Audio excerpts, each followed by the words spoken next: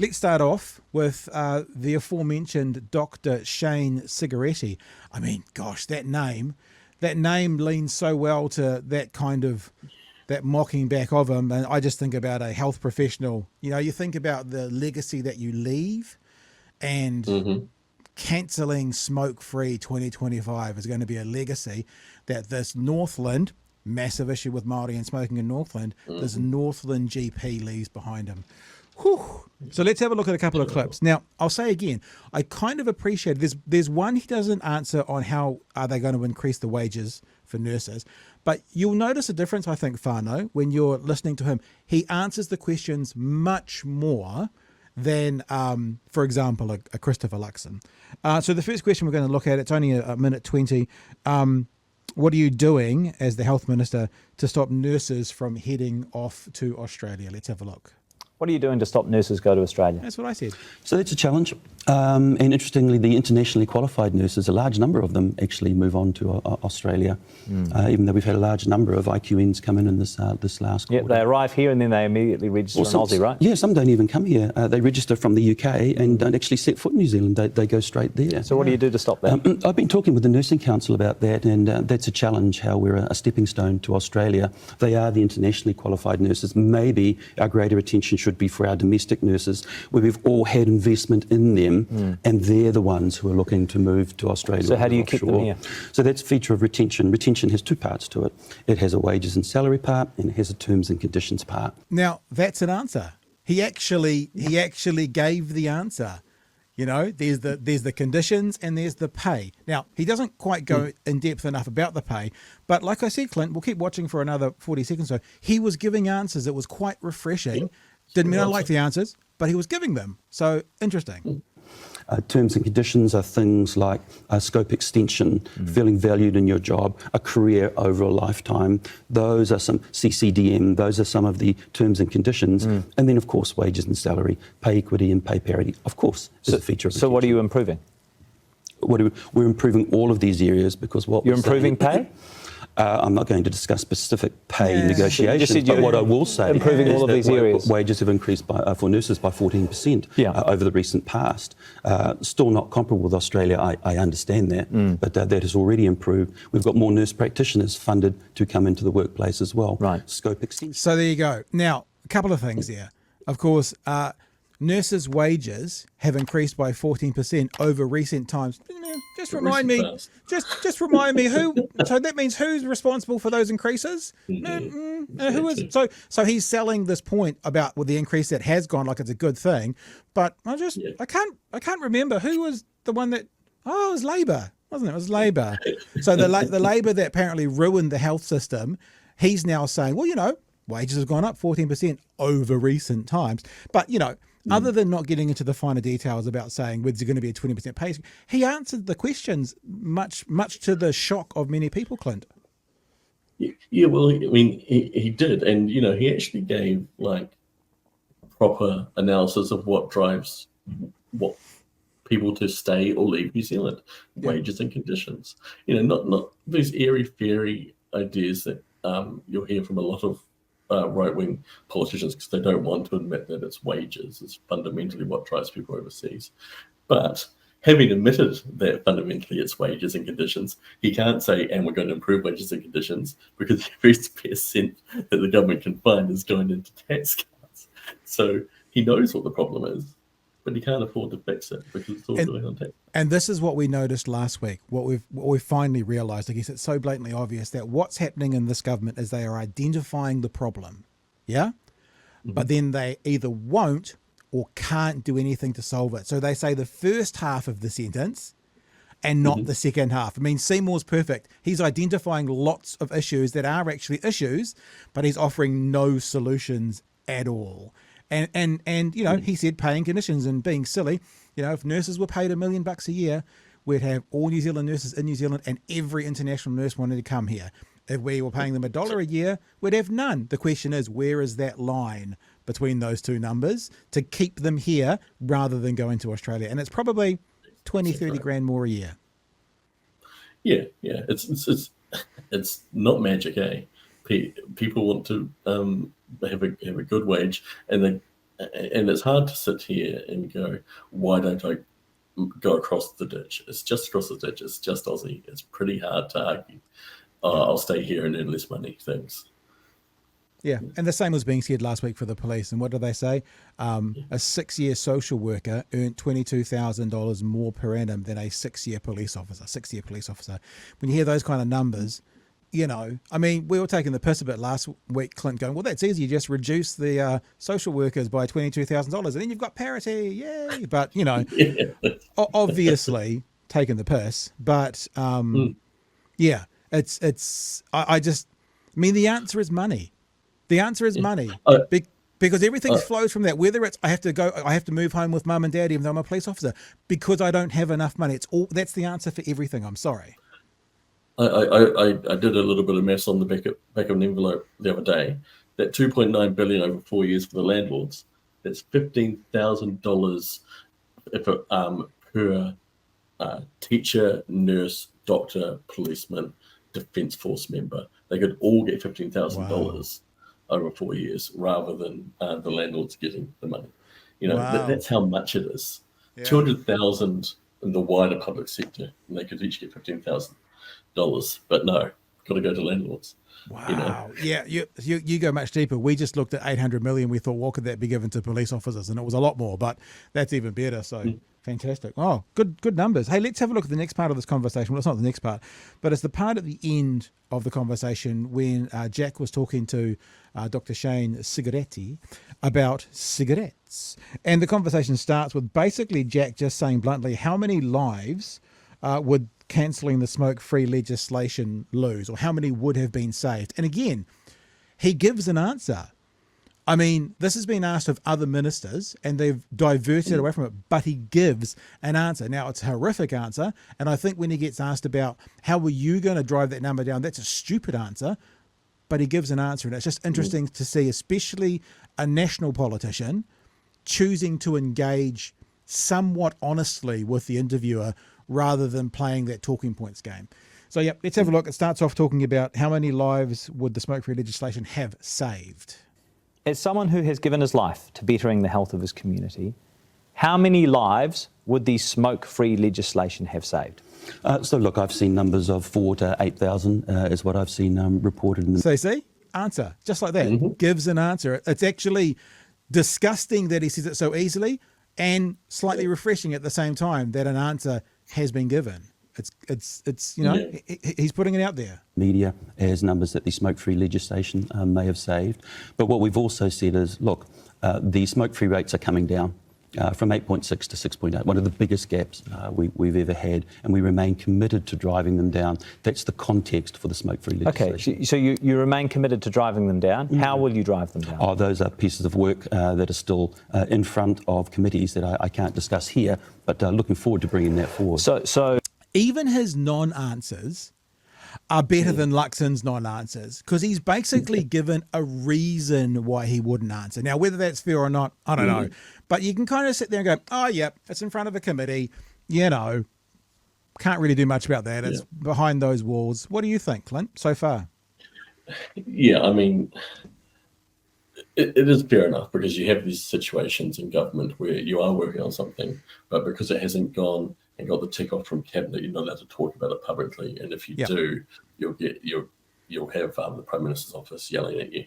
So there is some fairness there, but it still reminds me of the kind of magical thinking that they've got around climate change as well.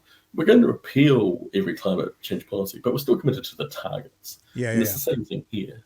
You know, they always, when they sign out targets, they just never want to actually do anything about it. You know, and this is a bit the Saints say?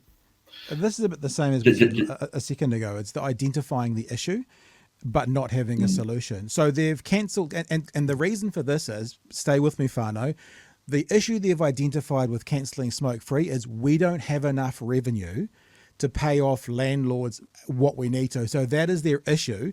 So they've solved that issue by cancelling Smokefree2025 and keep funding their tax cuts off the backs of primarily lower socioeconomic people dying from cancer.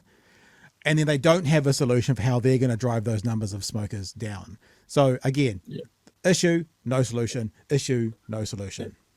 And they kind of say, oh, well, it's okay because smoking rates are falling anyway. But there's a difference between if they're falling faster or slower. There's lives at stake. Yeah. You know, the fact that they're saying we're going to raise more money means they're going to sell more cigarettes. And it works out about 1 billion more cigarettes will be sold over 4 or 5 years. And you know, you can that's there is that rough calculus that 1 billion cigarettes equals about 8,000 lives.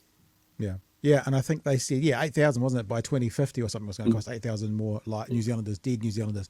And at the same time, even if you just want to forget about that, what the analysis has also been to do with what those dead New Zealanders would have generated in tax take as well, makes this a losing combination all around. But it solves the immediate problem of we don't have enough revenue for today's tax cuts, even though even long term, it's even a financial, bad decision long term as well. All right, we'll give us a couple more ticks. So the previous smoke-free legislation was set to come into force in July. Will your work be done by then? We are looking to certainly have parts of the legislation that will be our solutions, our alternative solutions, up for discussion before then. So as you mentioned, the modelling for the smoke-free legislation indicated that between 4,000 and 8,000 lives would be saved. Will your tobacco policy save more or fewer lives? If we continue to drive down the smoking rates, the expectation would be yes. No, and just make this clear, Whānau, as well. The driving down smoking rates is not a national policy. That is a current trend. So if we continue, what he's saying is if the current trend continues that we've seen over the last several years, then yes, we will. It's not that national or the NACT NZ government will do anything new to drive that down. It's the current trend, and I think we did that when we drew where the line would come down to about the same, and it's something like 2060. It's some ridiculous number away, and for that subsequent 25, 35 years, there's all the dead New Zealanders. Do you want to say anything yet, Clint, or should we play to the end of this? No, go ahead. Okay, I'll try my best not to interrupt. Understand that you would be yes to what? Yes to reducing rates. No. The question was more or fewer. Oh, we would need to model that. Yeah. So you're telling me that you're working on smoking legislation that ultimately may save fewer lives, according to modelling, than the previous laws that were in place. Oh, look, I need to see that modelling myself. That's not in my purview. What I've committed to is to continue to drive down the smoking rates. This is an absolutely vital point. And what's also important is that this is a collective cabinet decision. Just before you say, Shane, this is a you decision, this is a collective cabinet decision. I understand. This is an absolutely vital point. I mean, given your expertise in this space, given your lifetime of work seeking to better the health of your communities, I want to be totally clear. Will the smoke-free work that you put in place, having scrapped the previous smoke-free legislation, save more or fewer lives than the previous legislation was modelled to save? So that will need to be modelled on the proposals that we're bringing forward, and we remain committed to driving down those smoking rates. Will you support it if your modelling suggests that your smoke-free work will save fewer lives than the previous? That's a hypothetical. I would need to see that first of all to make that. Okay, bad answer. Because you're saying if the modelling shows you that it's fewer, will you still support it? There's a bad answer, Clint. Are we agreeing that that's a bad answer? All questions about the future are hypotheticals. The politicians do that because there's a rule in Parliament in question time that you don't have to answer about hypotheticals, and then they try to run the same rules in these questions, and it doesn't apply. Of course, Jack's got one more interesting question about the Associate Health Minister, which we'll play. That sort of decision. It's not hypothetical. This is completely hypothetical. We remain committed to driving down smoking rates. We've had one of the biggest drops without that. I understand you're committed to it, but I'm asking whether or not yours is going to save more or fewer lives. To the best of your knowledge, has your Associate Health Minister had any contact with tobacco lobbyists? I believe she has said no, so not to the best of my knowledge. There you go. And that is the interview. So, yeah, he didn't answer towards the end. And as you were saying, I think he answered more than many, and like we'll give him some credit for that. But this idea of saying it is a hypothetical, like you say, any question in the future is a hypothetical, but it's the hypothetical is set in front of you, so you can answer based on that hypothetical. Should your legislation lead to fewer New Zealanders breathing more New Zealanders dying, will you still support it? No, I'm not going to answer that. It's hypothetical. It's like, well, there was a pretty good barriers around that hypothetical for a yes or a no, Clint. Yeah, and look, it's the whole logic of what you're doing, right? Like, if your alternatives result in more Kiwis dying, then it's immoral, because you've rolled back the laws that were going to be more effective as a tax grab, so that you could then fund tax cuts for landlords, and so yeah, the whole morality of what you're doing falls down if your alternatives aren't better. So yeah, it matters hugely. Yeah. But I look at Reti's face, and I have mixed feelings about this. I have some sympathy because he's clearly uncomfortable with the truth of what he's discussing here.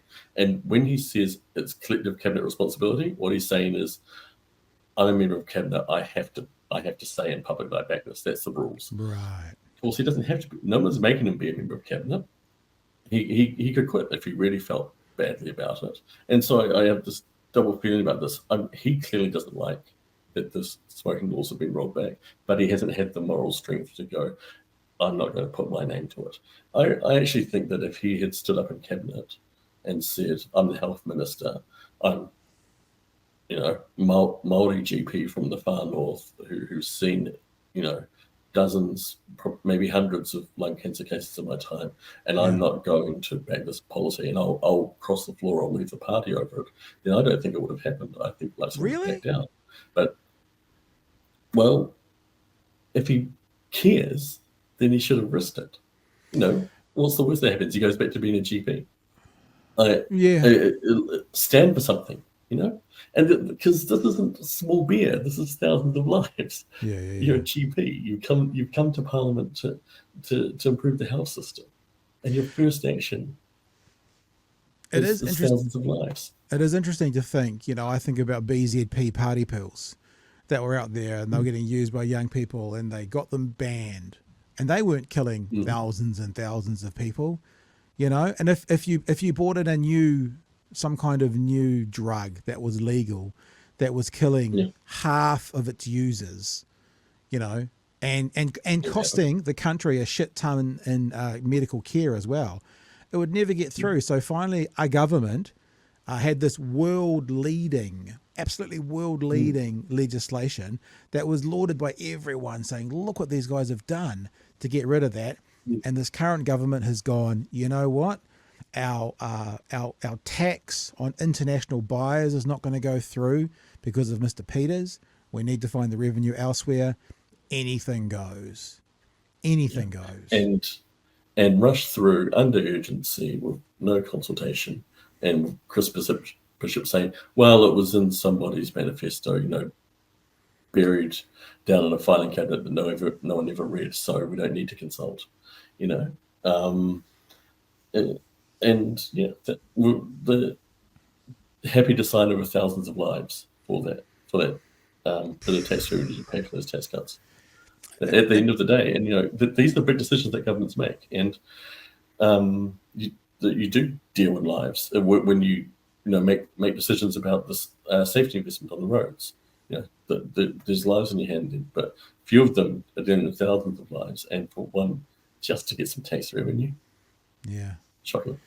Yeah, it doesn't, I don't like the American, litigious system, but it does make me think, if you're the family of someone who in 10 years dies from lung cancer due to smoking, what recourse do you have against these individuals who are making decisions leading to that outcome? Now, I know some people are going to go, well, they're allowed to smoke, they could give up if they want to. As someone who has had and probably continues on some level addiction issues, it's not quite as simple as that. It's just not quite as simple as, sweet as, we won't do it anymore. Some people can do that, most people can't. Yeah, exactly. And they know as much. That's why the modelling said it would have resulted in a billion fewer cigarettes being smoked. It would have resulted in all these things because the nicotine been cut and access been cut. Yeah, that was the other point that was made. They could have kept some of those things in place, like the taking nicotine out of cigarettes, but they just... No, we said this lots of times, Clint, the two groups that seem to be happiest, imagine getting to the end of your 100 days and going, big tobacco and big oil, and we're thinking that around the EV stuff, are the two groups that you've made happier than anybody else in your first 100 days. Imagine that legacy. You know, like what kind of superhero villain do you need to be to get to the end of your 100 days and be getting high five from the tobacco companies and big oil, you know? And the mega landlords. Yeah, and the mega did you landlords. did you see Paul Goldsmith asked, "How do you think 100 days is going at WOMAD?" and got booed because that's how they think it's, you know, they think, hey, we've ticked off the boxes that we set for ourselves. Everyone should be praising us. But Yeah. people can see the different, you know, just because you've set yourselves some goals and achieved them doesn't mean they're good goals.